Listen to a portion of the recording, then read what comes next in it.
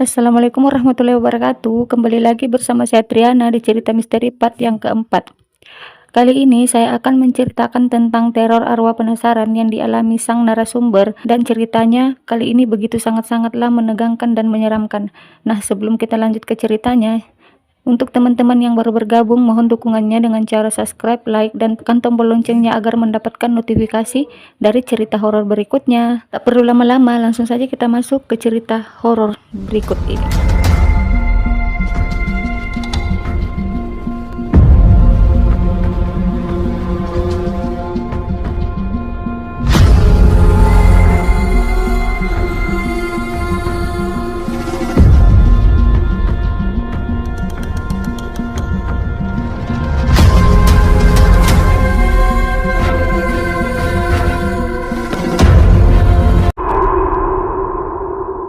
Cerita kali ini yaitu berasal dari Cirebon. Kala itu, narasumber yang kita sebut saja dengan nama Pak Akmal, pas dia masih kerja di Cirebon saat itu sekitar tahun 2009 lalu. Pak Akmal mulai merasakan hal-hal gak wajar alias selalu diganggu makhluk tak kasat mata setelah membeli motor sport fairing Kawasaki Ninja 250.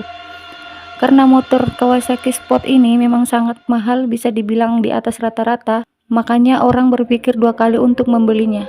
Namun pada suatu hari Pak Akmal ditawari motor impian semua orang itu dengan harga yang murah. Tanpa berpikir panjang, setelah memeriksa semua surat-surat lengkap baik dengan BPKB dan STNK dan lain-lain, Pak Akmal pun langsung membeli motor tersebut. Tanpa rasa curiga sedikit pun, tambah lagi alasan si penjual kalau mau menjual motornya dengan harga murah karena butuh duit. Ya itu sih sudah biasa terjadi, kata Pak Akmal dalam hati. Ini adalah kesempatan untukku untuk mempunyai motor impian ini.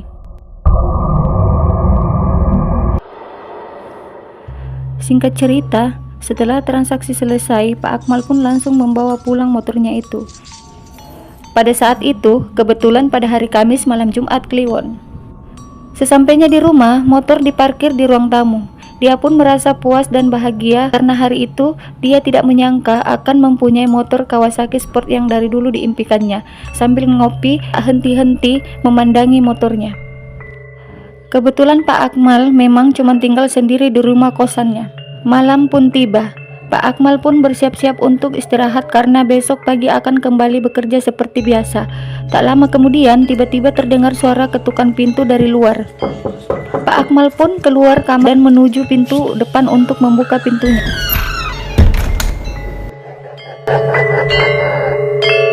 Tapi setelah pintu dibuka, tidak ada siapapun di sana. Akhirnya Pak Akmal tengok-tengok di sekeliling rumah untuk benar-benar meyakinkan dirinya tidak ada orang di sana.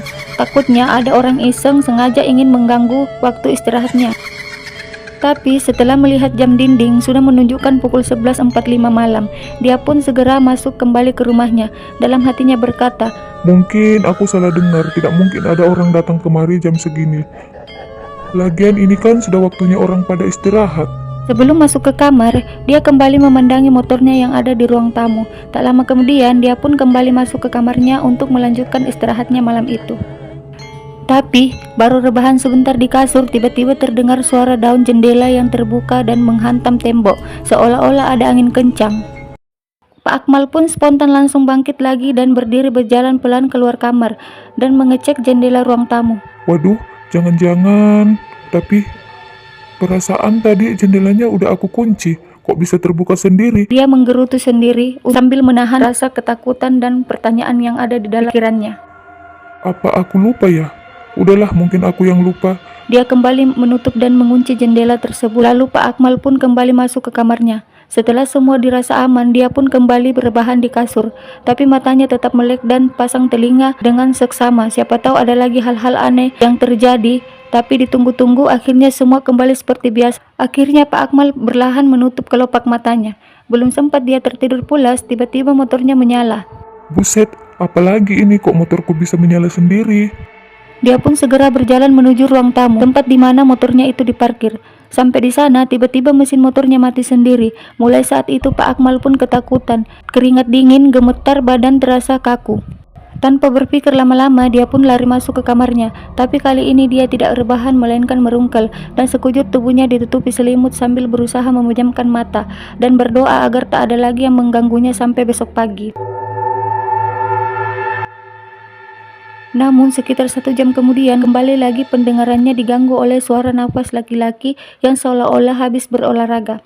Pak Akmal pun semakin merasa ketakutan, tapi tidak bisa berbuat apa-apa. Dia cuma bisa bersembunyi di balik selimutnya. Tak lama kemudian, suara nafas itu berangsur-angsur menghilang dan tak terdengar lagi. Pada saat itu, tiba-tiba Pak Akmal merasa ingin buang air kecil dan memberanikan diri bangun dari ranjang, bermaksud ingin keluar dari kamar dan menuju ke kamar mandi.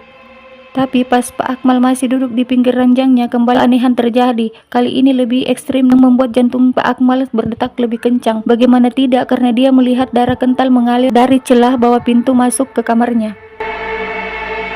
Pak Akmal pun segera kembali masuk bersembunyi dalam selimutnya, mundur berlahan ke sudut tembok kamar di atas ranjangnya. Dengan tangan gemetar, dia berusaha memegang erat selimutnya. Tak lama kemudian tiba-tiba terdengar suara laki-laki yang menangis merintih kesakitan.